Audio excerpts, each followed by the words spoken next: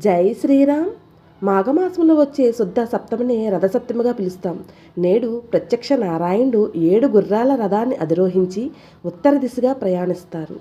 ఈరోజు తెల్లవారుజామున నిద్రలేచి 7 జిల్లుడు ఆకులు సూర్యమంత్రాలు జపిస్తూ స్నానం ఆచరించాలని శాస్త్రాలు చెబుతున్నాయి. 7 రేగుపళ్ళు 7 జిల్లుడాకులతో స్నానం ఆచరించిన అనంతరం ఎరుపు రంగు పువ్వులతో ఆవు నెయ్యి దీపాలతో కాళసాక్షిని ఆరాధించాలి. ఆ స్వామి ఎదురుగానే ఆవు పిడకలపైన ఆవు పాలతో పరమన్నం వండి చిక్కుడాకులపై నివేదిస్తారు. రథసప్తమి నాడు సూర్యభగవాన్ని పూజిస్తే శత్రు, రుణ, రోగ బాధలు తొలగిపోతాయని విశ్వాసం. ప్రత్యక్ష దైవమైన సూర్యభగవాన్ని అర్చించడం, నదీ స్నానాలు చేయటము మాఘమాసం అంటే మంగళప్రదం.